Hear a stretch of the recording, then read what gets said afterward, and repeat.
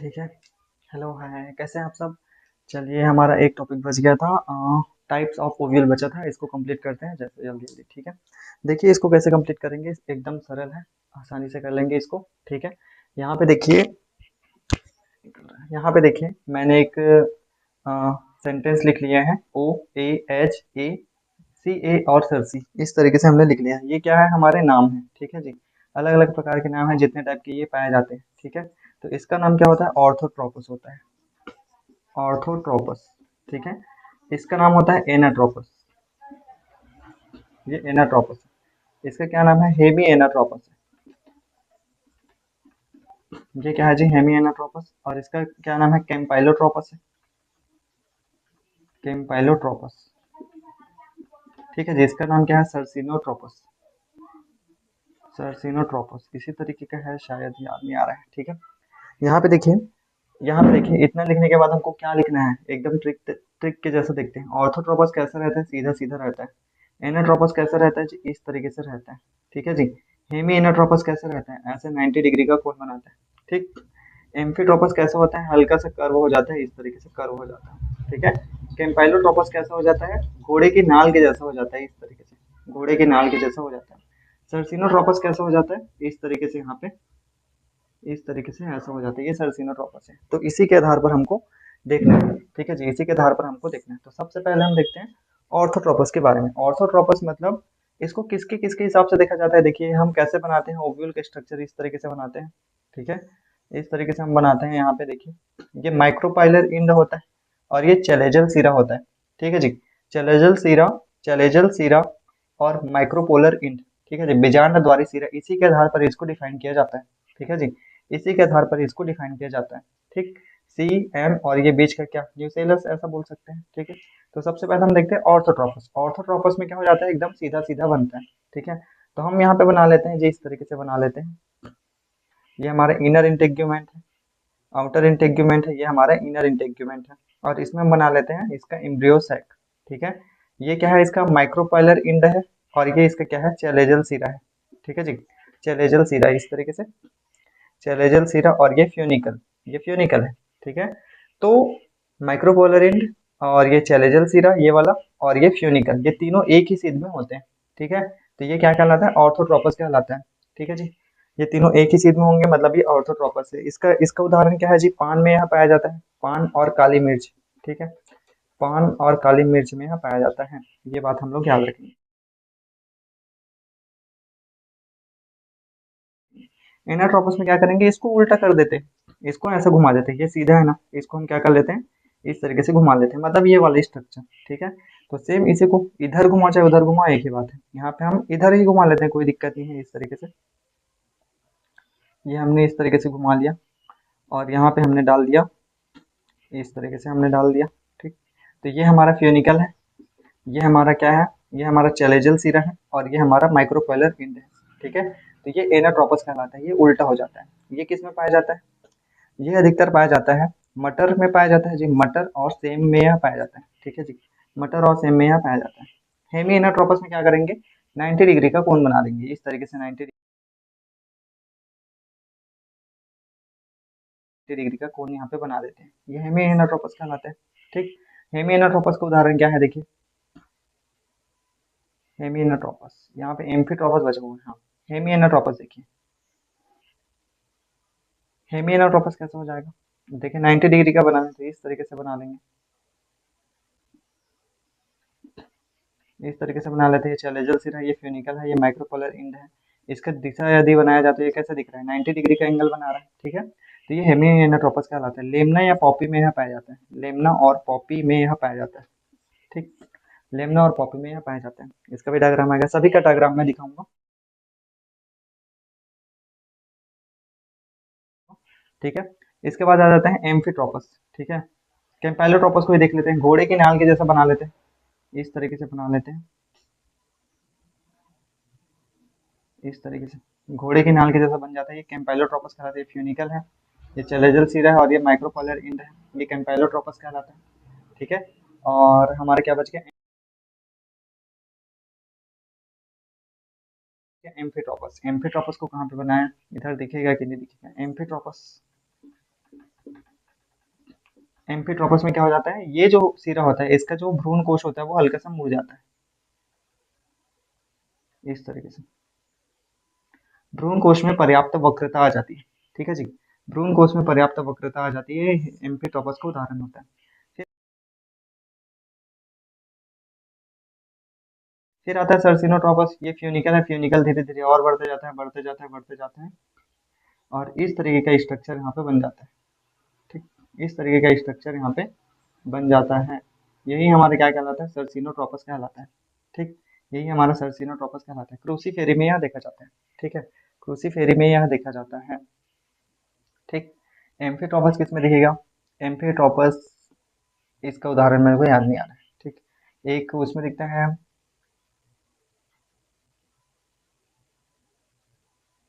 नहीं याद नहीं आ रहा है, वो देख के बताना पड़ेगा। ठीक है, तो ये हमारे क्या है, टाइप्स ऑफ ओव्यूल। ठीक है, फिर से देख लेंगे।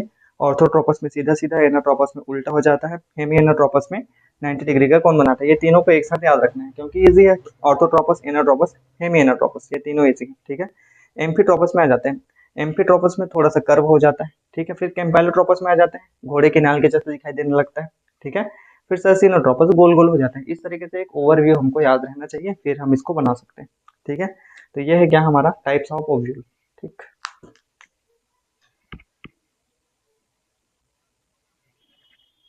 ठीक है। कैम्पैलोट्रोपस किस में दिखता है, क्रूसीफेरी में दिखता है जी। कैम्पैलोट्रोपस क्रूसीफेरी, ठीक है, क्रूसीफेरी में दिखता है। और किस में दिखता है, ये दिखता है हमारा मीराबिली जलापा,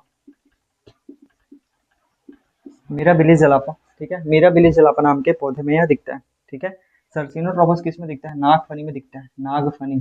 ठीक है जी, नागफनी।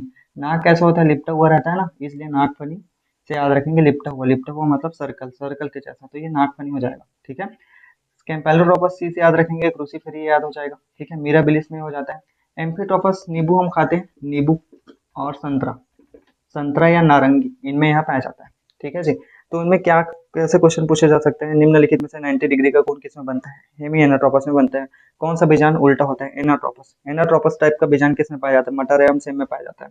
ऑर्थोट्रोपस मतलब सीधा सीधा, ठीक है, सीधा सीधा बीजांड किस में पाया जाता है, पान एवं काली मिर्च में पाया जाता है। कैम्पैलोट्रोपस कैसा होता है जी, कैम्पैलोट्रोपस क्या हो जाता है, घोड़े के नाल के जैसा हो जाता है। ठीक है, घोड़े के नाल के जैसे किस में पाया जाता है, क्रूसीफेरी में पाया जाता है और मिराबिलिस में पाया जाता है।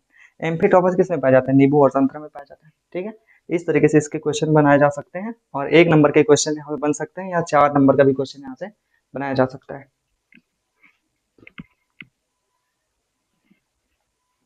चलिए, अब पिछले क्लास में हमने ओव्यूल का स्ट्रक्चर हमने देख लिया था, क्या क्या होता है। ठीक है, ओव्यूल के अंदर एम्ब्रियोसाइक का स्ट्रक्चर हमने देख लिया था। अब हमने अभी तक देख लिया पॉलिनेशन क्या होता है, सारा चीज हमने देख लिया है। अब नर युग्मक और मादा युग्मक दोनों को एक साथ लाने की बारी है। ठीक है, अब हम कराएंगे नर युग्मक और मादा युग्मक का क्रॉस, अर्थात फर्टिलाइजेशन या निषेचन की प्रक्रिया संपन्न कराते हैं। ठीक है, 4 या 5 स्टेप में कंप्लीट होता है। ठीक है, तो सबसे पहले क्या करना पड़ेगा, पॉलिनेशन हुआ, पॉलिनेशन के माध्यम से परागकण वर्तिकाग्र पर आ चुका है। ठीक है, तो सबसे पहला स्टेप क्या रहेगा, परागकण का अंकुरन। ठीक है जी, परागकण का जर्मिनेशन, जर्मिनेशन हो जाएगा। ठीक है, परागकण का अंकुरन कैसे होता है, परागकण जो होते हैं वो वर्तिकाग्र के सिरे पे पहुंचकर, ठीक है जी, वर्तिकाग्र के सिरे पर पहुंचकर क्या करने लगते हैं, क्या करने लगते हैं, इसके अंदर जो द्रव्य स्रावित किया जाता है, वर्तिकाग्र के द्वारा जो चिपचिपा द्रव्य स्रावित किया जाता है, उस द्रव्य के अंदर का जो जल होता है उसको यह अवशोषित कर फूल जाता है। फूलने के बाद इसके अंदर हमने 2 सेल देखा था, एक वेजिटेटिव सेल देखा था और 2 न्यूक्लियस हमने देखा था। ठीक है, वेजिटेटिव सेल क्या करता है, ट्यूब का निर्माण करता है। ठीक, तो देखिए ये वर्तिकाग्र है, वर्तिकाग्र में धीरे धीरे ट्यूब का फॉर्मेशन यहाँ पे होने लग जाता है। ठीक है, कुछ कुछ पौधों में सिंगल ट्यूब बनता है और कुछ कुछ पौधों में एक से अधिक ट्यूब बन जाता है, एक से अधिक ट्यूब बन जाता है यहाँ पे। ठीक है, तो ये वेजिटेटिव सेल में क्या कर लिया, ट्यूब का फॉर्मेशन कर लिया, और यह ट्यूब क्या करेगा, धीरे धीरे अपने नर युग्मकों को लेके जाता जाएगा। ठीक है, अब जैसे जैसे नर युग्मक आगे बढ़ते जाते जाते वैसे वैसे इसमें कैलस का फॉर्मेशन होते जाता है, और यह रोड जो होता है वो बंद होते जाता है, यह रोड क्या होते जाता है, बंद होते जाता है। ठीक है, तो ये परागकण का अंकुरन कहलाता है। ठीक है जी, ठीक है जी, यह क्या कहलाता है, परागकण का अंकुरन। ठीक है, दूसरे स्टेप हम देखते हैं, पराग नलिका का पथ। ठीक है, पराग नलिका का पथ, पराग नलिका का पथ। ठीक है, अब यहाँ पे हम देखेंगे ये क्या होता है, हमारा वर्ती स्टाइल, स्टाइल कहलाता है। ये स्टाइल, इस स्टाइल में क्या करना पड़ेगा, ये जो पराग नलिका बने हैं, मतलब जो रोड बनता जा रहा है, उस रोड को यहाँ से यहाँ से लेके ओव्यूल तक पहुंचाना रहेगा। ठीक है, तो ये दूसरा होता है पराग नलिका का पथ। ठीक है, तो पराग नलिका का निर्माण या पोलन ट्यूब का निर्माण कैसे होगा? अब देखिए, वर्तिकाग्र या वर्तिका जो होता है, स्टाइल जो होता है वो दो तरीके का होता है। एक होता है ठोस वाला, ठीक है जी, एक होता है ठोस वाला और एक होता है खोखला वाला। खोखला वाले में तो डायरेक्ट सीधे सीधे चला जाता है पराग नलिका इस तरीके से। ठीक है, लेकिन ठोस वाले में क्या होने लगता है, इधर उधर रास्ता बनाते हुए इसको जाना पड़ता है, इस तरीके से रास्ता बनाते हुए इसको जाना पड़ता है। ठीक, तो ये पराग नलिका का पथ है। ठीक है, तीसरा में क्या करना पड़ेगा, अब पराग नलिका यहाँ पहुंच चुका है तो पराग नलिका को कहाँ पहुंचाना पड़ेगा, भ्रूण कोश के अंदर पहुंचाना पड़ेगा।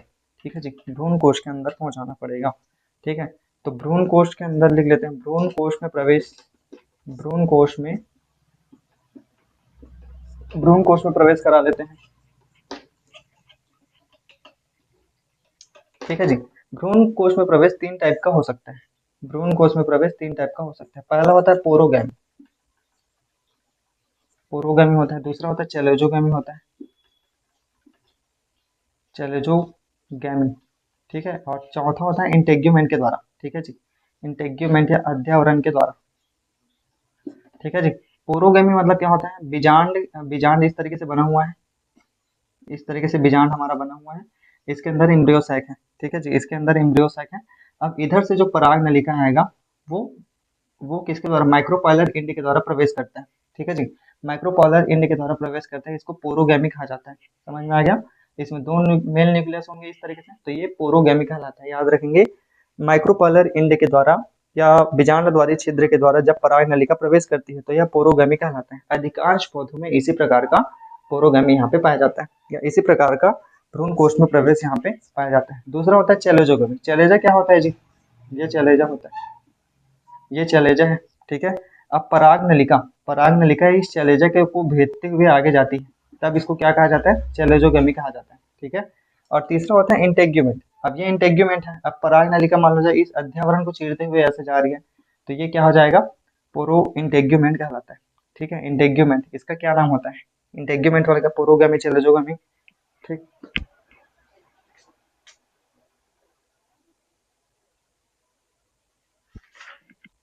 ठीक है, इंटेग्यूमेंट, पोरोगैमी, चैलेजोगैमी, इसको बोला जाता है मेजोगैमी।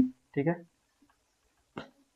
इसको क्या कहते हैं, मीजोगैमी कहा जाता है। ठीक है, तो तीन तरीके से प्रवेश होता है, माइक्रोपाइलर के द्वारा प्रोगैमी, चैलेजा के द्वारा होता है तो चैलेजोगैमी, और इसके इंटेग्यूमेंट के द्वारा होता है तो उसको मीजोगैमी कहा जाता है। ठीक है जी, इसको मीजोगैमी कहा जाता है। तो ये हो गया हमारा भ्रूण कोश में प्रवेश। अब भ्रूण कोश में प्रवेश हो गया मतलब क्या करना पड़ेगा, नर युग्मकों को स्वतंत्र करना पड़ेगा। ठीक है, तो चौथा स्टेप क्या हो जाएगा, नर युग्मकों का भ्रूण कोश में स्वतंत्र होना। ठीक है, तो ये जो दो न्यूक्लियस होते हैं N1 और N2, इनको किस में भेज दिया जाएगा, इसके अंदर भेज दिया जाएगा। तो पराग कण जो होते हैं या पराग कण के जो न्यूक्लियस होते हैं वो कहाँ पहुंच जाएंगे, हमारे इम्ब्रियो सैक मतलब भ्रूण कोश में पहुंच जाएंगे। ठीक है, अब आते हैं चौथा स्टेप, पांचवा स्टेप में आते हैं निषेचन। ठीक, पराग कण मुक्त हो चुके हैं, पराग कण मुक्त हो चुके हैं, अब आते हैं हम निषेचन के लिए। निषेचन मतलब दोनों युग्मकों का आपस में संलयन होना। ठीक है, इसके लिए सबसे पहले हमको क्या करना पड़ेगा, भ्रूण कोश का स्ट्रक्चर हमको बनाना पड़ेगा, इम्ब्रियो सैक का स्ट्रक्चर हमको इस तरीके से बनाना पड़ेगा। ठीक, तो ऊपर की तरफ हमने क्या देखा था, एंटीपोडल सेल देखा था इस तरीके से, ये सबका न्यूक्लियस है। बीच में हमने क्या देखा था, पोलर न्यूक्लियाई देखा था। पोलर न्यूक्लियाई कैसा होता है, हाँ सोचिए, पोलर न्यूक्लियाई कैसा होता है, 2n तरीके का होता है। ठीक है, और बीच में क्या पाया जाता है, एग एपेरेटस पाया जाता है, और उसके चारों ओर क्या पाई जाती है, सिनर्जिक सेल्स पाई जाती है यहाँ पे। ठीक है जी, सिनर्जिक सेल्स पाई जाती है, एग एपेरेटस है, ये भी इसका न्यूक्लियस है। ठीक, अब ये सिनर्जिक सेल्स में क्या होती है, छोटी छोटी इस तरीके से झालेदार संरचना पाई जाती है। यही झालेदार संरचना जो होती है, यही झालेदार जो संरचना होती है, यदि पोरोगैमी हो रहा है, ठीक है, पोरोगैमी हो रहा है मतलब इधर से पराग नलिका ऐसे बनती जा रही है। ठीक है, ऐसे बनती जा रही है, तब यही सिनर्जिक सेल्स क्या करेंगे, पराग नलिका के अंदर जो पराग कण के जो न्यूक्लियस होंगे उन दोनों को भ्रूण कोश के अंदर प्रवेश कराने में मदद करता है। ठीक है जी, भ्रूण कोश के अंदर प्रवेश कराने में मदद करता है। तो ये हम एक न्यूक्लियस मान लेते हैं और ये दूसरा न्यूक्लियस मान लेते हैं, इसको N1 नाम दे देते हैं, इसको N2 नाम दे देते हैं। ठीक है, अब देखिए धीरे धीरे अंदर प्रवेश करेगा, धीरे धीरे अंदर प्रवेश करेगा, तो सबसे पहले क्या होगा, ये जो N1 है ये एक सेल के साथ क्रॉस करेगा, यहाँ पे नाम भी लिख देते हैं, एक सेल, या एक सेल बोले या एक एपेरेटस बोले। ठीक है, ये क्या है, सिनर्जिक सेल है, सिनर्जिक सेल है, ये एंटीपोडल सेल है, और ये पोलर न्यूक्लियाई है, पोलर न्यूक्लियाई जिसकी प्लॉइडी लेवल कितनी होती है, 2n होती है। ठीक है जी, 2n यहाँ पे होती है। ठीक। तो N1 देखिए सबसे पहला जो न्यूक्लियस होता है वो एक सेल के साथ क्रॉस करता है, ठीक है जी, एक सेल के साथ क्रॉस करते हैं, एक सेल के साथ यह क्रॉस करते हैं। और दूसरे क्या होता है N2, N2 धीरे धीरे कहाँ पहुंच जाता है, 2N के पास पहुंच जाता है, 2N के पास पहुंच जाता है, ठीक है। अब यहाँ पे देखिए, यहाँ पे होता है चमत्कार, ठीक है। N2, N2 जो होता है ये N2 है जी, और ये 2N पोलर न्यूक्लियाई के साथ कांटेक्ट कर लेता है और निषेचन की प्रक्रिया को यहाँ पे संपन्न कराता है, ठीक है। अब यहाँ पे आप सोचिए, यदि एक न्यूक्लियस ये है, दूसरा न्यूक्लियस ये है, तीसरा न्यूक्लियस ये है, ठीक है, तो 3 प्रकार के न्यूक्लियस होंगे, तो इसकी प्लॉइडी लेवल कितनी हो जाएगी, 3n हो जाएगी। इसकी प्लॉइडी लेवल कितनी हो जाएगी, 3n हो जाएगी यहाँ पे, ठीक है भाई। तो इस तरीके से आपको याद रखना है, ये 2n बन जाएगा, ये वाला जो क्या बन जाएगा, 2n बन जाएगा भाई, ठीक है।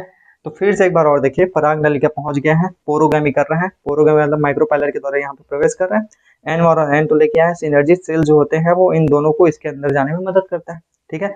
अब हम देखेंगे कि सबसे पहला जो न्यूक्लियस होता है वो एक सेल के साथ कांटेक्ट करता है, और दूसरा जो न्यूक्लियस होता है वो 2n के साथ, पोलर न्यूक्लियाई के साथ कांटेक्ट करता है। 2n के साथ कांटेक्ट करके 3n बना लेता है, देखिए 3n बना लेता है, ठीक है जी, 3n बना लेता है।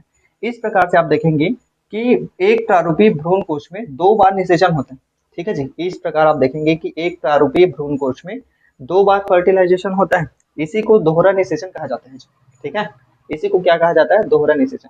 और यह क्वेश्चन जो होता है वो 5 नंबर के क्वेश्चन में आता है कि एक पुष्पीय पादप में दोहरा निषेचन की प्रक्रिया को समझाइए, ठीक है जी, दोहरा निषेचन की प्रक्रिया को समझाइए। और दोहरा जो निषेचन होता है, ठीक है जी, डबल फर्टिलाइजेशन नवाश्चीन नामक वैज्ञानिक ने दिया था, ये बात आप लोग याद रखें, नवाश्चीन नामक वैज्ञानिक ने इसको दिया था, ठीक है। तो ये दोहरा निषेचन कहलाता है। अब हम देखेंगे, निषेचन तो संपन्न हो गया, अब निषेचन होने के बाद क्या होगा, ठीक है। हम जानते हैं, जैसे हमने पहले क्लास में देखा था कि निषेचन के बाद नर युग्मक और मादा युग्मक दोनों मिलकर जाइगोट का फॉर्मेशन करते हैं जी, ठीक है जी, जाइगोट का फॉर्मेशन करते हैं। तो यहाँ पे भी जाइगोट का फॉर्मेशन होना चाहिए, ठीक है। तो यहाँ पे देखिए, एक सेल और एक न्यूक्लियस दोनों मिलके क्या बन चुके हैं, 2n बना चुके हैं, और यही क्या बनाएगा आगे चल के, जाइगोट का फॉर्मेशन करता है। जाइगोट मतलब भ्रूण का यह निर्माण करता है, ठीक है। अब हम सोचेंगे, अरे यार जाइगोट तो बन चुके हैं, अब यहाँ पे डबल फर्टिलाइजेशन हो रहा है, तो एक जाइगोट बना है तो दूसरा क्या बनेगा, ठीक है जी, दूसरा क्या बनेगा। अब इसमें होता है प्रकृति के द्वारा बहुत ही अद्भुत चमत्कार, ठीक है। अब यह जानता है, हम जानते हैं कि ये जो भ्रूण कोश होता है, ठीक है, ये जो भ्रूण कोश होता है, यही आगे चल के क्या बनाता है, यही आगे चल के बीज का फॉर्मेशन करता है। और इस बीज में इतनी ताकत होनी चाहिए कि वह एक नए पेड़ को या एक नए पौधे को विकसित कर सके, ठीक है। तो इसके लिए क्या करना पड़ेगा, इस बीज को विपरीत परिस्थिति में, किसी भी परिस्थिति में जीवित रखना पड़ेगा, ठीक है जी। इसी वजह से यहाँ पे डबल फर्टिलाइजेशन यहाँ पे होता है, ठीक है, डबल फर्टिलाइजेशन यहाँ पे होता है। तो पहला निषेचन के द्वारा क्या बनता है, जाइगोट बनता है, और दूसरे निषेचन के द्वारा क्या बनता है, हमारा इंडोस्पर्म बनता है, इंडोस्पर्म, ठीक है जी, इंडोस्पर्म, ठीक, इंडोस्पर्म यहाँ पे बनता है, ठीक है। अब मैंने फिर से यहाँ पे कहा था कि एक बीज के द्वारा एक संपूर्ण पादप को विकसित करना है और विषम परिस्थितियों में जीवित रखना है इसको, ठीक है। तो यही इंडोस्पर्म जो होता है इस जाइगोट को विषम परिस्थितियों में जीवित रखता है, विषम परिस्थितियों में, चाहे वो सूखा हो, गर्मी हो, अकाल हो, किसी भी परिस्थिति में हो, यही इंडोस्पर्म क्या करता है, इसको जाइगोट को जीवित रखता है। अब जब तक यह जाइगोट जीवित रहेगा तब तक ये क्या करने लगेगा, तब तक ये भी जीवित रहेगा।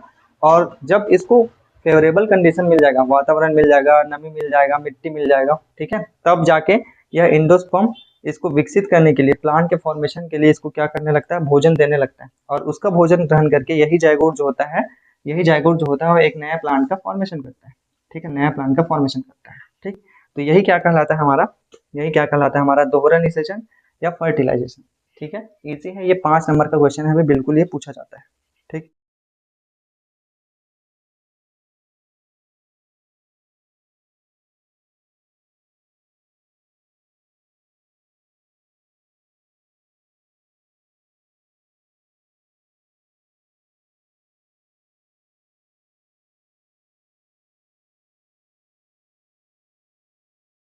ठीक, तो ये बात आप लोग याद रखेंगे, ठीक है। तो यहाँ पे इसका बीज का, अब ये हम जानते हैं कि ये बीज बनने वाला है, तो बीज का स्ट्रक्चर भी देख लेते हैं इस तरीके से। ये मक्का का बीज है, मान लेते हैं मक्का का बीज है, चना का बीज है, तो ये नीचे वाला हिस्सा इसको आधा कर लेते हैं, ठीक है। ये नीचे वाला हिस्सा क्या बनाएगा, जाइगोट बनाएगा, ठीक है। और ये ऊपर वाला हिस्सा क्या बनाता है, इंडोस्पर्म बनाता है, ठीक है जी। ये ऊपर वाला हिस्सा क्या बनाता है, इंडोस्पर्म बनाता है, और इसी को हम लोग बड़े चाव से खाते हैं, ठीक है। स्वीट कॉर्न बोलते हैं ना, स्वीट कॉर्न, स्वीट पी, मटर, इन सारी चीजों में क्या करते हैं, हम इसी चीज को खाते हैं, ठीक है। और ये जाइगोट के द्वारा आगे चल के इधर से ऊपर वाले हिस्से का निर्माण होगा, तना वाले का हिस्से का निर्माण होगा, और यहाँ से नीचे वाले हिस्से, जड़ वाले हिस्से का निर्माण यहाँ पे होता है।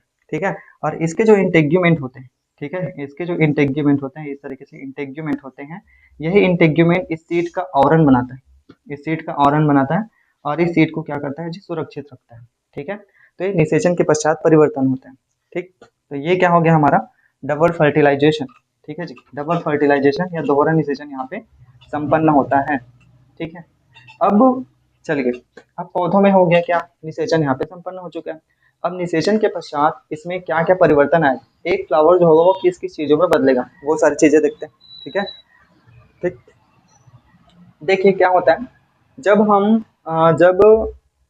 फर्टिलाइजेशन की प्रक्रिया संपन्न हो जाती है, आपने अपने दैनिक जीवन में अलग अलग प्रकार के पेड़ पौधे देखेंगे, जैसे जाम का ही उदाहरण ले लिया जाए। ठीक है, जब उसके उसमें क्या हो जाता है, फर्टिलाइजेशन की प्रक्रिया संपन्न हो जाती है, तब पुष्पी पत्र के जितने भी भाग होते हैं, पेटल, पेटल नहीं, सेपल, बाह्य दलपुंज, दलपुंज, पुमंग और जायंग, ये सारी चीजें क्या हो जाते हैं, हट जाती हैं या झड़ जाती हैं या सूख के गिर जाते हैं। इससे हमको ये समझ में आता है, जब ये सूख के गिर जाएंगे तब हमको समझ में आ जाता है कि यहाँ पे फर्टिलाइजेशन की प्रक्रिया संपन्न हो चुकी है। ठीक है, फर्टिलाइजेशन की प्रक्रिया संपन्न हो चुकी है। ठीक, तो इस तरीके से है, यहाँ पे ये पुष्पी पत्र हैं, जब फर्टिलाइजेशन संपन्न हो जाएगा तो ये सारी चीजें झड़ के गिर जाएंगी। जैसे जाम में देखना आप लोग, जैसे फर्टिलाइजेशन होता है, जाम का जो ऊपर वाला भाग होता है वो सूखा सूखा दिखता है, अनार में भी देखना ऊपर वाला जो भाग होता है वो सूखा सूखा दिखता है। ठीक है, ये तो निषेचन के पश्चात पुष्पी पत्र जो होते हैं वो झड़ जाते हैं। ठीक है, अब यहाँ पे हमें ऐसा बना लेते हैं। ठीक, किसी किसी में वर्तिका जो होती है वो जिंदा रहती है, वर्तिका और वर्तिकाग्र जो है वो लिविंग, जीवित रहते हैं, जैसे जाम में आप देख सकते हैं। ठीक है, अब यहाँ पे देखिए, इसके अंदर हमने क्या बना लिया था, ओव्यूल बना लिया था। ये ओव्यूल हमने देखा कि यही ओव्यूल आगे जाके सीड बनाता है, और ये जो हमारा अंडाशय होता है, ठीक है जी, अंडाशय होता है या जायांग जो होता है, यही आगे चल के क्या बनाता है, फल का निर्माण करता है। किसका निर्माण करेगा जी, फल का, और ये किसका निर्माण करेगा, बीज का निर्माण करेगा। ठीक है जी, यही बीज का निर्माण करेगा। कुछ कुछ में इसका पेटल जो होता है या बाह्य दल पुंज जो होता है वो अधिक लंबे समय तक जीवित रहता है। ठीक है, चीर लगना रहता है, जैसे टमाटर, ये टमाटर, टमाटर, भाटा, इन सब में ये क्या रहता है, बहुत लंबे समय तक यहाँ जीवित रहता है।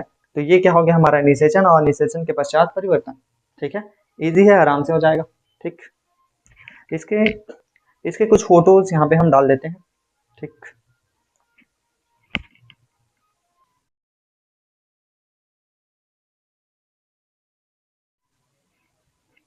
ठीक है, अब हम देखेंगे, इंडोस्पर्म हमने देख लिया। ठीक है, इंडोस्पर्म हमने देख लिया। अब इंडोस्पर्म का डेवलपमेंट कैसे होता है, ठीक है जी, भ्रूण पोष, इसको भ्रूण पोष कहते हैं जी, भ्रूण पोष। ठीक है, भ्रूण पोष का डेवलपमेंट कैसे होता है ये हम देखेंगे। ठीक, इंडोस्पर्म का डेवलपमेंट कैसे होता है ये हमको देखना है। ठीक है, तो इसको, इसके तीन टाइप रहते हैं, सबसे पहले हम दो टाइप को देखते हैं। ठीक है, एक होता है सेल्युलर कोशिकीय भ्रूणपोष, ठीक है जी, कोशिकीय भ्रूणपोष, सेल्युलर एंडोस्पर्म। ठीक है, और एक होता है फ्री न्यूक्लियर एंडोस्पर्म। ठीक है जी, फ्री न्यूक्लियर एंडोस्पर्म। ठीक है जी, फ्री न्यूक्लियर एंडोस्पर्म। ठीक, अब हम देखेंगे वो कौन सा वाला, ऑर्थोट्रोपस वाला बीजाणु। ठीक है जी, ऑर्थोट्रोपस ओव्यूल। ऑर्थोट्रोपस ओव्यूल कैसा रहता है, इस तरीके से रहता है, इस तरीके से रहता है, ये आप लोग याद रखेंगे, ये ऑर्थोट्रोपस ओव्यूल है भाई, ये ऑर्थोट्रोपस ओव्यूल है। ओव्यूल के अंदर इसका क्या है, हमारा एम्ब्रियो सैक है पूरा, और ये इसका भ्रूण कोश है। ठीक है, ये इसका भ्रूण कोश है, और ये चैलेजल सिरा है, ये चैलेजल सिरा है। ठीक है जी, ये चैलेजल सिरा है, ये माइक्रोपाइलर इंड है जी, ये माइक्रोपाइलर इंड है, ये चैलेजल सिरा है, और ये फ्यूनिकल यहाँ पे इस तरीके से होता है। ठीक है, अब फ्री न्यूक्लियर डिवीजन हमने क्या देखा था, यहाँ पास क्या होता है, एक सेल होता है, यही एक सेल क्या बनाता है, जाइगोट बनाता है, और ये जो इंडोस्पर्म का जो न्यूक्लियस होता है ये इंडोस्पर्म बनाता है। ठीक है, अब हम इसी को देख लेते हैं। यहाँ पे देखिए, फ्री न्यूक्लियर इंडोस्पर्म में क्या हो जाता है, ये ऊपर की तरफ जाइगोट रहता है, और नीचे की तरफ क्या रहता है, इंडोस्पर्म का न्यूक्लियस होता है। अब इस इंडोस्पर्म न्यूक्लियस में भी क्या हो जाता है, समसूत्री विभाजन होता है, बार बार यह विभाजन करते हैं। विभाजन करने के बाद यह धीरे धीरे किनारों की तरफ खिसकने लगता है। ठीक है जी, इसमें सेल्युलर वॉल या भित्ति का निर्माण यहाँ पे होता नहीं। ठीक है जी, धीरे धीरे ये अपनी संख्या में बढ़ोतरी कर लेता है। ये हमारा क्या है जी, जाइगोट है, जाइगोट है, ये भी हमारा जाइगोट है, भ्रूण है। ठीक है जी, जाइगोट है या भ्रूण है। ठीक, अब धीरे धीरे यह इंडोस्पर्म का जो न्यूक्लियस है वो धीरे धीरे वृद्धि करता रहता है, वृद्धि करने लगता है, तो तीसरे स्टेप में क्या होता है, बीच में वेसिकल का निर्माण हो जाता है, बीच में वेसिकल, वेसिकल मतलब गुहा का निर्माण हो जाता है, और ये जो जितने भी इसके इंडोस्पर्म के जो न्यूक्लियस होते हैं, ठीक है जी, इंडोस्पर्म के जो न्यूक्लियस होते हैं, इंडोस्पर्म न्यूक्लियस, ये किनारे की तरफ चले जाते हैं, और यहाँ पे जाइगोट बना हुआ रहता है। ठीक है, इसमें किसी भी प्रकार के सेल वॉल, सेल्युलर वॉल का फॉर्मेशन नहीं होता, ये फ्री न्यूक्लियर इंडोस्पर्म कहलाता है जी। ठीक है जी, ये फ्री न्यूक्लियर इंडोस्पर्म कहलाता है। दूसरा होता है क्या, हमारा सेल्युलर इंडोस्पर्म। ठीक है जी, सेलुलर एंडोस्पर्म में सेम इसी तरीके का होगा, लेकिन वहाँ पे सेल्स का फॉर्मेशन होना चालू हो जाएगा, ठीक है। अब ये वाला हिस्सा हम फिर से देख रहे हैं, ये वाला हिस्सा हम फिर से देख रहे हैं, ये चैलेजल सिरा है, ठीक है। ये माइक्रोपाइलर इंड है, ये माइक्रोपाइलर इंड है, ये चैलेजल सिरा, और इसके बाद फ्यूनिकल रहता है इस तरीके से। माइक्रोपाइलर इंड में क्या रहता है हमारा, माइक्रोपाइलर इंड में हमारा क्या रहता है, जाइगोट रहता है। और इधर फिर इधर क्या रहता है हमारा, इंडोस्पर्म का न्यूक्लियस रहता है, ठीक है जी। इंडोस्पर्म का न्यूक्लियस रहता है। अब यह जो न्यूक्लियस होता है वो धीरे धीरे डिवाइड करने लगता है, ठीक। ये दूसरा, ठीक। तो यहाँ पे देखिए ये हमारा जाइगोट है, यहाँ पे भी हम जाइगोट बना लेते हैं। अब ये जो न्यूक्लियस है वो धीरे धीरे विभाजित होना चालू हो जाएगा, तो एक से बहुत सारे प्रकार की कोशिकाएं बन जाएंगी इस तरीके से। तो एक यहाँ बन गया, दूसरा यहाँ बन गया, तीसरा यहाँ बन गया, और ये चौथा यहाँ बन गया, ठीक है। अब क्या हो जाएगा, सेलुलर बोला है ना, तो इसके चारों तरफ सेल वॉल या सेलुलर का फॉर्मेशन हो जाएगा, सेल्स का, बहुत सारे सेल्स का फॉर्मेशन हो जाएगा। तो 1 2 3 और ये 4, ठीक है। तो सेल का फॉर्मेशन होगा इस तरीके से, ये सेल का फॉर्मेशन हो गया, ठीक।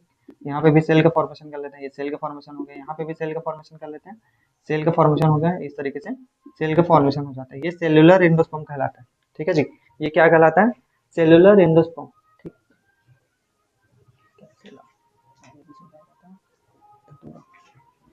ठीक है, ये याद रखेंगे। सेलुलर एंडोस्पर्म किस में पाया जाता है जी, धतूरा में पाया जाता है। और ये किस में पाया जाता है, कैप्सुला में पाया जाता है, कैप्सुला में यह पाया जाता है, ठीक है। तो ये क्या हो गया हमारा, एंडोस्पर्म और उसका डेवलपमेंट, फ्री न्यूक्लियर एंडोस्पर्म और सेलुलर एंडोस्पर्म, ठीक है। तीसरा हम देखते हैं हेलोबियल एंडोस्पर्म, ठीक।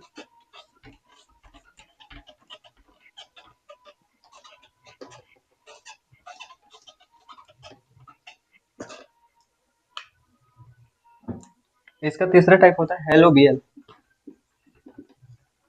हेलोबियल एंडोस्पर्म, ठीक है जी। हेलोबियल एंडोस्पर्म, इसमें देखिए दो तरीके का होता है, फिर वही देखेंगे। ऑर्थोट्रोपस का देख रहे हैं, ऑर्थोट्रोपस कैसा रहता है, इस तरीके से रहता है, ये ऑर्थोट्रोपस ओव्यूल है, ठीक। ये फ्यूनिकल है, ये उसका चैलेजल सिरा है, और ये माइक्रोपाइलर इंड है, ठीक है जी, माइक्रोपाइलर इंड है, ठीक। तो जो देखिए इसमें याद रखेंगे, जो माइक्रोपाइलर की तरफ होगा, ठीक है जी, माइक्रोपाइलर की तरफ होगा उसको माइक्रोपाइलर चेम्बर कहेंगे जी, याद रखेंगे, माइक्रोपाइलर चैम्बर, ठीक है। और जो चैलेजा की तरफ रहेगा उसको चैलेजल चैम्बर कहेंगे, याद रखेंगे, ठीक है जी, चैलेजल चैम्बर। इसको दो भाग में डिवाइड कर लेते हैं इस तरीके से, ठीक। माइक्रोपाइलर चैम्बर में क्या हो जाता है, ये उसकी माइक्रोपाइलर चैम्बर की वेसिकल है, ठीक है जी, माइक्रोपाइलर चैम्बर की वेसिकल है, और ये चैलेजल चैम्बर की वेसिकल है, ठीक। वेसिकल है तो माइक्रोपाइलर चैम्बर की तरफ क्या रहता है, माइक्रोपाइलर चैम्बर की तरफ जाइगोट रहता है हमारा, तो इधर का न्यूक्लियस हो जाएगा और ये इधर का न्यूक्लियस हो जाएगा, ठीक है। अब याद रखेंगे माइक्रोपाइलर चेम्बर का जो न्यूक्लियस होता है वो धीरे धीरे बहुत ज्यादा मात्रा में विभाजित होने लगता है, इस तरीके से बहुत ज्यादा मात्रा में विभाजित होने लगता है और अपनी संख्या में वृद्धि कर लेता है, और किधर चले जाता है, किनारों की तरफ चले जाता है, ठीक है जी, किनारों की तरफ चले जाता है। तो इसी को देख लेते हैं, ये देखिए इस तरीके से, ये बड़ा हो गया है, ये छोटा है तो छोटा हो जाएगा, ठीक। ये उसका न्यूक्लियस है, और इसका न्यूक्लियस पूरी तरीके से किनारों किनारों की तरफ चले जाता है इस तरीके से, ठीक। और बीच में क्या हो जाता है, वेसिकल का फॉर्मेशन हो जाता है, ये वेसिकल यहाँ भी बने, यहाँ भी बने, ठीक है, ये इसका न्यूक्लियस है। अब न्यूक्लियस बनने के बाद इसके चारों तरफ क्या बनने लगता है, इसके चारों तरफ इस तरीके से सेल बनना चालू हो जाता है, सेल बनना चालू हो जाता है इस तरीके से, ठीक है, सेल बनना यहाँ पे चालू हो जाता है। और ये इतनी बार विभाजन कर लेता है कि नीचे वाले चैलेजल चेम्बर के लिए कोई जगह नहीं बचता है, तो यह चैलेजल चेम्बर धीरे धीरे खत्म हो जाता है, और केवल माइक्रोपाइलर चेम्बर के न्यूक्लियस ही यहाँ पे जीवित रह पाते हैं, ठीक है जी। तो ये क्या होता है, हेलोबियल इंडोस्पर्म कहलाता है, ठीक है। ये आपके बीएससी फर्स्ट ईयर के टॉपिक पे भी आपको देखने को मिलेगा,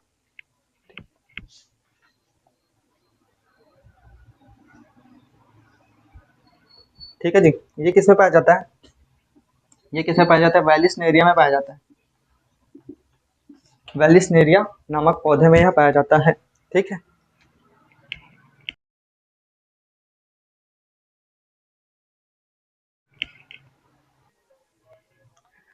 ठीक है भाई, चलिए अब हम देखेंगे, अब अभी हमने देखा एंडोस्पर्म का डेवलपमेंट, ठीक है। अब हम देखेंगे एम्ब्रियो का डेवलपमेंट, ठीक है। एम्ब्रियो का डेवलपमेंट याद रखेंगे, ये बहुत ही अ, एक बार में आपको समझ नहीं आएगा, लेकिन एकदम सरल तरीके से आपको बताने की कोशिश करेंगे कि एक बार में ही यह समझ में आ जाए, ठीक है। अब यहाँ पे देखिए एम्ब्रियो का डेवलपमेंट हम देखेंगे, एम्ब्रियो का डेवलपमेंट, एम्ब्रियो बोलो जो भी बोलो, भ्रूण का विकास कैसे होता है एक प्लांट के अंदर निषेचन के बाद, ये हम देखने वाले हैं, ठीक है जी, ये हम देखने वाले हैं। तो देखिए अभी तक हमने क्या देखा था, ऑर्थोट्रोपस का हमने देखा था, ऑर्थोट्रोपस वाला ओव्यूल हमने देखा था। अब हम देखेंगे इसमें एनाट्रोपस ओव्यूल, ठीक है जी, एनाट्रोपस ओव्यूल देखेंगे। एनाट्रोपस ओव्यूल कैसा रहता है, इस तरीके से रहता है, इस तरीके से रहता है।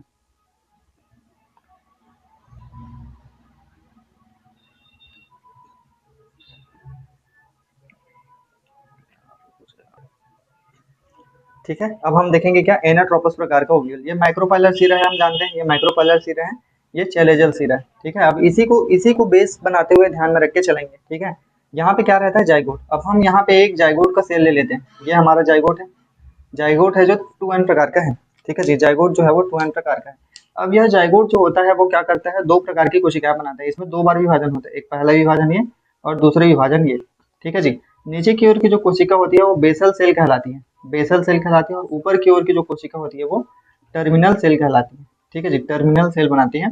यही टर्मिनल सेल आगे जाके भ्रूण का फॉर्मेशन करेगा। ठीक है जी, यही आगे चल के भ्रूण का फॉर्मेशन करता है। ठीक है जी, और यह बेसल सेल क्या करना, यह बेसल सेल क्या बनाता है, सस्पेंसर का निर्माण करता है, सस्पेंसर, सस्पेंसर का यह निर्माण करता है। ठीक है, तो ये बात आप लोग याद रखेंगे, एक हो गया टर्मिनल सेल और एक हो गया बेसल सेल। बेसल सेल बड़ी होती है। अब बेसल सेल में धीरे धीरे क्या होने लगता है, विभाजन होने लगता है। बेसल सेल में क्या होने लगता है, धीरे धीरे विभाजन होने लगता है। ये टर्मिनल सेल है जी, और ये बेसल सेल है। बेसल सेल धीरे धीरे क्या होती जा रही है, बड़ी होती जा रही है, और यहाँ पे वेसिकल का फॉर्मेशन हो जाता है। ठीक है जी, वेसिकल का यहाँ पे फॉर्मेशन हो जाता है। इन सबका न्यूक्लियस रहेगा अपना अपना। ठीक है, इन सबका अपना अपना न्यूक्लियस रहेगा। ये वेसिकल कहलाता है, ये क्या कहलाता है, सस्पेंसर कहलाता है, सस्पेंसर कहलाता है। ठीक है जी, अब ये जो सस्पेंसर की जो कोशिकाएं होती है वो ट्रांसवर्स डिवीजन करती है, ट्रांसवर्स डिवीजन। ठीक है जी, ट्रांसवर्स डिवीजन। ट्रांसवर्स डिवीजन का अर्थ क्या होता है, ट्रांसवर्स डिवीजन मतलब ऊपर से नीचे की ओर डिवीजन करता है। मतलब ये ऊपर की तरफ भी कोशिका बनाएगा, नीचे की तरफ भी कोशिका बनाएगा। ठीक है, और ये टर्मिनल सेल जो रहता है वो पेरिक्लाइनल डिवीजन करता है, पेरिक्लाइनल या पेराइटल डिवीजन या पेरिक्लाइनल डिवीजन करता है। ठीक है जी, पेरिक्लाइनल डिवीजन कहते हैं। पेरिक्लाइनल डिवीजन मतलब इधर इधर इधर इधर इधर इधर, इस तरीके से ये डिवीजन करने लगता है। ठीक, अब ये जो ट्रांसवर्स सेल है, ठीक है जी, ट्रांसवर्स सेल है, इसमें विभाजन होने लगेगा इस तरीके से, और अलग अलग प्रकार की कोशिकाएं यहाँ पे बननी चालू हो जाएगी इस तरीके से, इस तरीके से यहाँ पे कोशिका बनना चालू हो जाती है। ये ट्रांसवर्स सेल का डिवीजन है जो पेरिक्लाइनल डिवीजन कर रही है। ठीक है, ट्रांसवर्स अब कहाँ गया, ये टर्मिनल सेल है और ये बेसल सेल है ना, बेसल सेल है। ठीक है, तो बेसल सेल जो क्या करती है, बेसल सेल की जो कोशिकाएं होती है जिसको हमने सस्पेंसर नाम दिया था, यह सस्पेंसर सेल जो होती है वो ट्रांसवर्स डिवीजन करती है, मतलब ऊपर से नीचे की तरफ डिवीजन करती है। तो इस तरीके से धीरे धीरे क्या हो जाएगा, ऊपर से नीचे की तरफ 8 प्रकार की कोशिकाएं बना लेगी, 1 2 3 4 5 6 7 और 8 प्रकार की कोशिकाएं बना लेती है, और इसको एक वेसिकल बन जाएगा जिसको हाउस्टोरिया कहा जाता है, हाउस्टोरिया, इसको हाउस्टोरिया कहा जाता है। ठीक है जी, हाउस्टोरिया कहा जाता है, और यही यही सेल जो आगे चल के हमारा क्या बनने वाला है, ये हमारा जाइगोट बनने वाला है। ठीक है जी, ये हमारा जाइगोट बनने वाला है, और इसी के अंदर भ्रूण के 3 जर्म लेयर। ठीक है जी, भ्रूण के 3 जर्म लेयर यहाँ पे बनना चालू हो जाएंगे। 3 जर्म लेयर क्या होता है, डर्मेटोजन, प्लेरोम और पेरीबेलम। ठीक है, ये 3 जर्म लेयर का निर्माण किसके द्वारा किया जाएगा, जाइगोट के द्वारा किया जाएगा। अब हमने देखा कि बेसल सेल जो होता है वो ट्रांसवर्स डिवीजन करता है। बेसल सेल की कोशिकाओं को हमने सस्पेंसर सेल नाम दिया था, मतलब ये सारे के सारे सस्पेंसर सेल हैं। एस सी सस्पेंसर सेल है, कौन सा डिवीजन किया, ट्रांसवर्स डिवीजन किया। नीचे की ओर वेसिकल है, वेसिकल किस में चेंज हो गया, हाउस्टोरिया में चेंज हो गया। ठीक है जी, हाउस्टोरिया में चेंज हो गया। अब ये जो सस्पेंसर सेल थे, ठीक है जी, ये जो सस्पेंसर सेल है धीरे धीरे नष्ट होना चालू हो जाते हैं, धीरे धीरे ये नष्ट होना चालू हो जाते हैं। सस्पेंसर सेल जो होता है वो जाइगोट को, जो जाइगोट बनने वाला है उसको ऊपर की तरफ या नीचे की तरफ धकेलने लगता है। ठीक है, नीचे की तरफ धकेलने लगता है, और यह क्या बना लेता है, इसकी जो अंतिम जो कोशिका होती है उसको हाइपोफाइसिस कहा जाता है, याद रखेंगे। अंतिम जो कोशिका होती है ये क्या बना लेती है, हाइपोफाइसिस कहलाती है। ठीक, याद रखेंगे, सस्पेंसर सेल की आखिरी जो कोशिका होती है उसको हाइपोफाइसिस कहा जाता है। यही हाइपोफाइसिस यही हाइपोफाइसिस आगे चल के क्या बनाएगा, रेडिकल बनाएगा। ठीक है जी, रेडिकल मतलब मूलांकुर का फॉर्मेशन करता है, मूलांकुर का फॉर्मेशन करता है। और ये जाइगोट क्या बनाता है, 3 जर्म लेयर बनाता है, डर्मेटोजन, प्लीरोम और पेरीबेलम, 3 जर्म लेयर, 3 जर्म लेयर का यह निर्माण करते हैं। ठीक है, अब हम कहाँ पे बनाए इसको, इधर बनाते हैं, इसी चित्र को इधर ला लेते हैं। ठीक है जी, इसी चित्र को इधर लाते हैं। देखिए, सबसे पहले देखते हैं हम जाइगोट, ये वाला भाग। ठीक है जी, ये वाला भाग, ये कौन सा सेल था, टर्मिनल सेल था। ठीक है जी, इसी टर्मिनल सेल को हम इधर ले लेते हैं, ये हमारा टर्मिनल सेल है, ये हमारा टर्मिनल सेल है। यह टर्मिनल सेल आगे चल के क्या बना लेता है, ये हमारा टर्मिनल सेल है, और ये हमारा कौन सा सेल है, सस्पेंसर सेल है, ये हमारा हाउस्टोरिया है, ये हमारा हाइपोफाइसिस है, हाइपोफाइसिस जो मूलांकुर का निर्माण करने लगता है। अब ये देखिए, ये पहला लेयर है, ठीक है, ये पहला लेयर है, उसके बाद इसमें दूसरा तीसरा चौथा लेयर सब बनना चालू हो जाएगा। इसको डर्मेटोजन कहा जाता है, इसको क्या कहा जाता है, डर्मेटोजन इसको कहा जाता है। ठीक, अब इसके अंदर प्लीरोम और पेरिबेलम, डर्मेटोजन पहला जर्म लेयर है, पहला जर्म लेयर है। ठीक, अब इसमें दूसरा बन जाएगा, जब जब यह विकसित हो जाता है तो ये हार्ट के जैसा स्ट्रक्चर बना लेता है, इस तरीके से हार्ट के जैसा स्ट्रक्चर बना लेता है, और ये इसका सस्पेंसर सेल है, ये इसका हाउस्टोरिया है। ठीक है, हार्ट के जैसा सेल बनाता है तो ये क्या कहलाएगा, डर्मेटोजन कहलाएगा। यहाँ पास की जो हिस्सा होती है ये प्लीरोम कहलाती है, प्लीरोम कहलाती है, और ये वाला जो हिस्सा होता है बीच वाला ये पेरीबेलम कहलाती है, पेरीबेलम। ठीक है, तो ये तीन जर्म लेयर का निर्माण यहाँ पे होता है, ये तीन जर्म लेयर का निर्माण होता है, और यही आगे चल के पूरी तरीके से विकसित भ्रूण कहलाता है। ठीक है, यही आगे चल के क्या कहलाता है, पूरी तरीके से विकसित भ्रूण कहलाता है। ठीक, अब एक बार यहाँ तक देख लीजिए, इसके बाद आगे का देखते हैं। ठीक है, आगे देखिए इसके बाद क्या होगा, इसको मिटा रहे हैं अभी थोड़ा सा।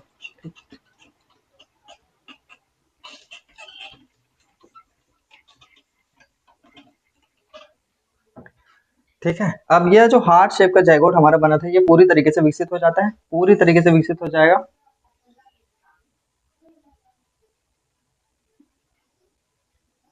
इस तरीके से यहाँ पे देखिए, ये हमारा हाउस्टोरिया है। ठीक है, ये हमारा क्या है, हाउस्टोरिया। हाउस्टोरिया कौन बनाया था, बेसल सेल बनाया था। ठीक है, इसमें सस्पेंसर का निर्माण होगा, धीरे धीरे ये सस्पेंसर बन गया, सस्पेंसर। ठीक है, ये सस्पेंसर है, और इस तरीके से यहाँ पे, इस तरीके से यहाँ पे बन जाता है। ठीक, यहाँ पे देखिए हमने क्या बनाया था, कहाँ गया, यहाँ पास का जो हिस्सा था उसको हमने हाइपोफाइसिस नाम दिया था। ये देखिए यहाँ पे हाइपोफाइसिस नाम दिया गया है, तो हाइपोफाइसिस वाला हिस्सा क्या बनाता है, रेडिकल बनाता है। हाइपोफाइसिस वाला हिस्सा क्या बनाता है, रेडिकल, और उसके ऊपर वाला हिस्सा क्या बनाता है, प्लूम्यूल बनाता है। ठीक है जी, रेडिकल और प्लूम्यूल। ठीक है, अब यही आगे चल के क्या बन जाएगा, पूरी तरीके से ये क्या कहलाएगा, ये पूरी तरीके से जाइगोट बन जाएगा, पूरी तरीके से ये जाइगोट बन जाता है। ठीक, और इसके बाहर का जो हिस्सा रहता है वो किसमें बदल जाता है, एंडोस्पर्म में बदल जाता है। एंडोस्पर्म मतलब भ्रूण कोश, भ्रूण कोश में यह चेंज हो जाता है। ठीक है जी, भ्रूण कोश में चेंज हो जाता है। ठीक, अब यही आगे चल के क्या बना लेगा, बीज बना लेगा। ठीक है, तो ये देखिए, ये हम बीज यहाँ पे बना लेते हैं, इस तरीके से बीज यहाँ पे हमने बना लिया, तो ये जाइगोट वाला हिस्सा हो गया। ये देखिए, ये हमारा हाउस्टोरिया है, इस तरीके से, इस तरीके से ये हमारा क्या बन गया, भ्रूण बन गया, और ये क्या कहलाएगा, इंडोस्पर्म कहलाएगा, भ्रूण कोश कहलाता है, इंडोस्पर्म। और ये क्या बना लेगा, और ये इंटेग्यूमेंट है, ये क्या बना लेगा जी, इंटेग्यूमेंट क्या बना लेगा, इसका बीज का सीड कोट यहाँ पे बन जाता है। ठीक है, तो ये हाउस्टोरिया हो गया, यहाँ पे रेडिकल होगा, यहाँ पे प्लूम्यूल होगा। ठीक है, रेडिकल, ये रेडिकल यहाँ पे, प्लूम्यूल कहाँ पे, यहाँ पे। प्लूम्यूल के द्वारा तना वाले भाग का निर्माण होता है। ठीक है जी, तना वाले भाग का निर्माण होता है, इस तरीके से पत्तियां वगैरह बनेंगी। और रेडिकल के द्वारा किसका निर्माण होता है, रूट्स का फॉर्मेशन होता है, रस से रेडिकल, रस से रूट। ठीक है, तो इस तरीके से एम्ब्रियो और उसका डेवलपमेंट यहाँ पे होता है। ठीक है, तो ये बात आप लोग याद रखेंगे।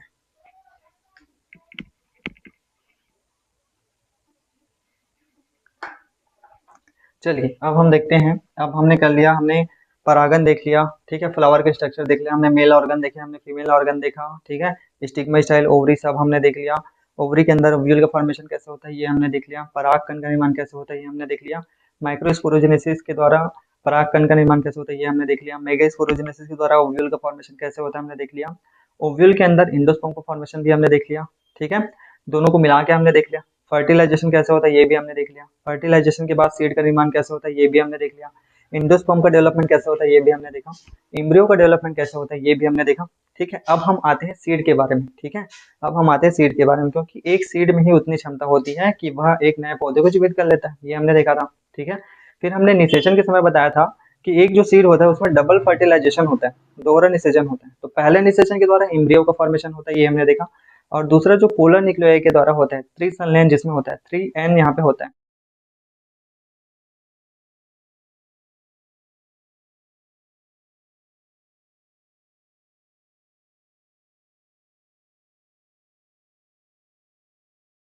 होता है।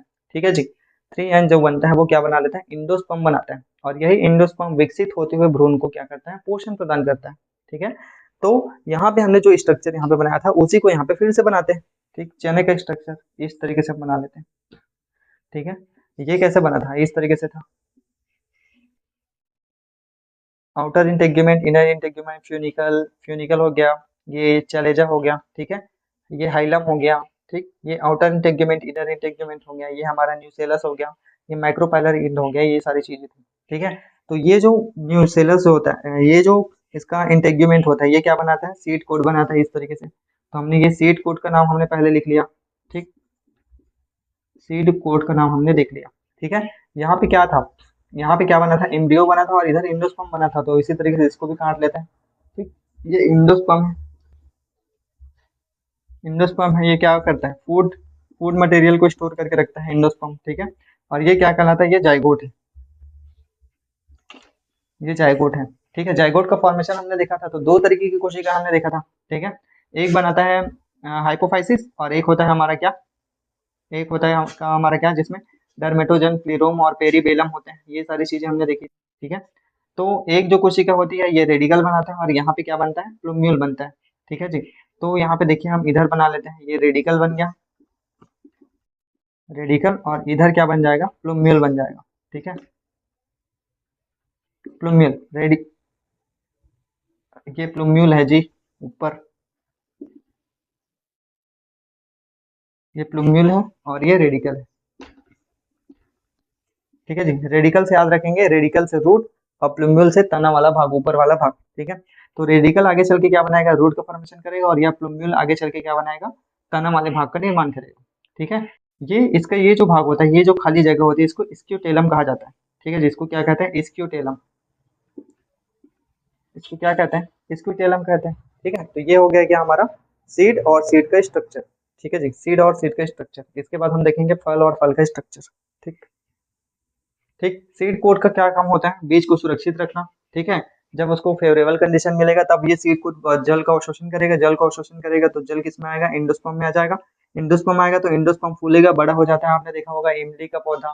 ठीक है, सेमी का पौधा आपने देखा होगा। ठीक है, जब उसमें जर्मिनेशन होता है तो उसका इंडोस्पर्म जो होता है वो पूरी तरीके से उसके साथ चिपका हुआ रहता है, तब तक चिपका हुआ रहता है जब तक उसमें पत्ती नहीं आ जाती। ठीक है, जैसे ही पत्ती आना चालू हो जाती है उसका इंडोस्पर्म जो होता है वो टूट के बाहर निकल जाता है। ठीक है, तो यही इंडोस्पर्म जो होता है, ठीक है जी, यही इंडोस्पर्म जो होता है वो क्या बनाता है, लोब बनाता है, लोब। ठीक है जी, तो बीज कितने प्रकार के होते हैं, एक होता है मोनोकॉट, ठीक है, और एक होता है डाइकॉट।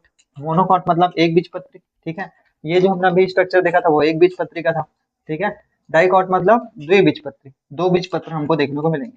ठीक है, तो इस तरीके से देखिए, ये प्लूम्यूल हो गया, ये रेडिकल हो गया, और ये इसका क्या हो गया, एंडोस्पर्म हो गया, भ्रूणपोष। तो ये यदि बीजपत्र दो भागों में बढ़ जाता है तो उसको डाइकॉट कहा जाता है, और यदि बीजपत्र किसी भी भाग में न बटे, ठीक है, तो उसको मोनोकॉट कहा जाता है। मोनोकॉट का उदाहरण क्या है जी, राइस, ठीक है, धान, ठीक है, गेहूं और मक्का, ये सारे सारे मोनोकॉट के उदाहरण है। डाइकॉट में क्या आ जाता है, चना आ जाता है, दो भागों में बढ़ जाता है, सेमी आ जाता है, दो भागों में बढ़ जाता है। ठीक है, और भी बहुत सारे प्रकार के ऐसे सीड्स हैं जो डाइकॉट सीड के उदाहरण आते हैं। ठीक है, तो डाइकॉट सीड डाइकॉट पौधे में पाया जाएगा, मोनोकॉट सीड मोनोकॉट पौधे में पाया जाएगा। मोनोकॉट पौधे छोटे होते हैं, ज्यादा बड़े नहीं होते। डाइकॉट पौधे बहुत बड़े होते हैं, लंबे होते हैं, मस्कुलर होते हैं, अच्छे दिखते हैं। ठीक है, तो ये क्या हो गया हमारा सीड। ठीक, सीड के बाद आते हैं फ्रूट का फॉर्मेशन। ठीक, सीड के बाद आते हैं फ्रूट का फॉर्मेशन। ठीक, तो यहाँ पे देखिए हम यहाँ पे क्या बना रहे हैं, सीड बना रहे हैं इस तरीके से, सीड। ठीक है,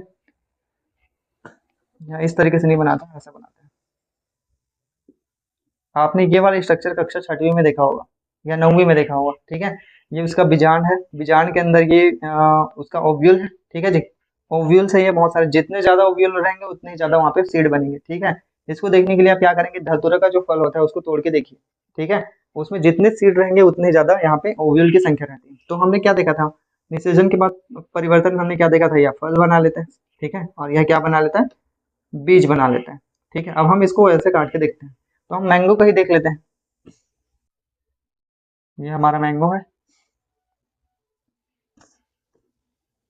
ठीक है, तो इसका जो छिलका होता है, फल का जो छिलका होता है जिसको हम खाते नहीं है, जो हरा कलर का रहता है, पहले पहले हरा कलर का रहता है। हरा कलर का है मतलब उसमें खट्टे पदार्थ है या ऐसे ऐसे पदार्थ हैं जो ग्लूकोज है वो पूरी तरीके से सुक्रोज में या फ्रक्टोज में चेंज नहीं हुआ रहता है, तो उस समय वो हमको खट्टा लगने लगता है या कड़वा लगने लगता है। ठीक है, तो जब हरा रहता है तो फ्रक्टोज में चेंज पूरी तरीके से नहीं हुआ रहता है, इस वजह से वो हरा रहता है। जैसे जैसे उसमें धूप पड़ता है और जैसे जैसे फ्रूट का जो हार्मोन होता है वो बनने लगता है, तो फल धीरे धीरे क्या होने लगता है, पकने लगता है। पकने के बाद वह पीले रंग का या चमकीले रंग का या लाल रंग का हमको देखने को मिलता है, जिसको देखने से हमको लालच आ जाता है और हमको उसको खाने का मन करता है। जिस तरीके से तुमको खाने का मन करता है उसी तरीके से जानवरों को भी खाने का मन करता होगा, ठीक है, कीड़े मकोड़ों को खाने का मन करता होगा, ठीक है। तो भगवान ने इसको इसी वजह से बनाया है ताकि वह फ्रूट को खाए, और खाने के बाद बीज को तो कोई खा नहीं सकते, तो बीज को फेंक दे और बीज जो है वो नया पौधा बना ले, ठीक है। तो ये चमत्कार करते हैं, ठीक। तो इसका जो आवरण होता है उसको क्या बोला जाता है, पेरिकार्प कहा जाता है, पेरिकार्प, ठीक है। और बीच वाला जो भाग होता है, बीज से लेके यहाँ तक का जो भाग होता है जिसको पल्प बोलते हैं, गूदा बोलते हैं, उसको मीजोकार्प कहा जाता है। इसको क्या कहते हैं, मीजोकार्प कहा जाता है, ठीक। और सीड के ऊपर जो रेशा नुमा भाग होता है, ठीक है, रेसे रेसा रेसा रेसा भाग होता है। जैसे आप आम चूसते हैं तो आम का रेशा जो होता है वो आपके दांत पे चिपक जाता है, फंस जाता है, ठीक है। तो वो क्या कहलाता है, इंडोकार्प कहलाता है। वह क्या कहलाता है, इंडोकार्प कहलाता है, ठीक। और ये सीड है, सीड का ये सीड कोट हो जाएगा जो उसको सुरक्षित रखेगा, इसके अंदर जाइगोट हो जाएगा और ये इंडोस्पर्म हो जाएगा, ठीक है। तो ये इसको हम नहीं खा सकते हैं क्योंकि ये बहुत ज्यादा कड़वा होता है। कुछ कुछ सीड्स को खाया जा सकता है, ठीक है, जैसे आ, जैसे बेर के अंदर का जो ये वाला भाग होता है, एंडोस्पर्म वाला भाग होता है, उसको हम खा सकते हैं, ठीक है। आपने उसका भी खाया होगा, क्या बोलते हैं, तरबूज, तरबूज का खाया होगा, ठीक है, मखना का खाया होगा, ठीक है। तो वो सारी चीजें हम यहाँ पे खा सकते हैं, लेकिन सभी बीजों को खाया नहीं जा सकता, ठीक है। जैसे सरसों को हम खा लेते हैं, जीरे को खा लेते हैं, सौंफ को खाते हैं, ये सब क्या है, सीड्स ही तो है, ठीक है। तो इन सारी चीजों को, तो ये क्या हो गया हमारा फल, ठीक। ये हमारा फल, फल का क्या महत्व है, फल, सबसे पहले फल क्या है, भोजन है, ठीक है। फल क्या है जी, भोजन है। जंगली जानवरों के लिए और मनुष्यों के लिए भोज्य भोज्य पदार्थ का काम करता है। इसके अलावा इसमें जितने भी फूड मटेरियल, खनिज लवण, विटामिन, प्रोटीन, सारे की सारी चीजें जो जमीन के द्वारा अवशोषित किया जाएगा और क्लोरोप्लास्ट के द्वारा या फोटोसिंथेसिस के द्वारा जो भी उपयोगी पदार्थ बनाया जाएगा उसको सभी के सभी को किस में भेज दिया जाता है, फ्रूट में भेज दिया जाता है, ठीक है। अब चूंकि उतना ताकत उसने किस में लगा दिया, एक फ्रूट को बनाने में लगा दिया है, तब वही फ्रूट को जब हम खाते हैं तब हमको उससे एनर्जी मिलता है, ताकत मिलता है, ठीक है। तो ये तो शुद्ध है, उसको किसी भी प्रकार से केमिकल के द्वारा बनाया नहीं गया है। इसलिए डॉक्टर हमेशा बोलते हैं जब भी तबीयत खराब होता है या कभी भी क्या बोलते हैं कि हमेशा फल फ्रूट और ताजी सब्जियां ही खानी चाहिए, ठीक है, क्योंकि ये नेचुरल है और नेचर के द्वारा दिया गया कोई भी पदार्थ हमारे लिए हानिकारक नहीं होता है, ठीक है। इसलिए हमें वृक्ष लगाना चाहिए, ठीक है। आप अपने आसपास फलदार वृक्ष लगाइए और नॉर्मल वृक्ष भी लगा सकते हैं, कोई दिक्कत नहीं है, ये हमको कभी भी नुकसान नहीं पहुंचाते, ठीक है। इसलिए हमको वृक्षारोपण करना चाहिए और उसकी सेवा और सुरक्षा करनी चाहिए, ठीक है। तो ये फल का जैविक महत्व है, ठीक है। फल को खाते हैं अच्छा लगता है, जंगली जानवर भी खाते हैं अच्छा लगता है, ठीक है। और खाने के बाद हम बीज को तो नहीं खा सकते, तो बीज को हम क्या कर देते हैं, फैलाने का काम कर देते हैं, ठीक है जी, फैलाने का काम कर देते हैं। और वह बीज जब एक फेवरेबल कंडीशन पा लेता है तब वह क्या कर लेता है, एक नए पौधे को निर्माण करने की क्षमता रखता है, ठीक है। तो इस तरीके से इस चैप्टर को यहीं पे एंड करते हैं। बीज के प्रकीर्णन वाला जो चैप्टर जो टॉपिक है उसको आप स्वयं से कर सकते हैं, उसको मैं नहीं करा रहा हूँ, ठीक है, क्योंकि वो इजी है, ठीक है भाई। तो इस चैप्टर को यहीं पे एंड करते हैं, ये हमारा लास्ट लेक्चर था इस चैप्टर का। अगले बार नया चैप्टर देखेंगे। Thank you so much, bye bye.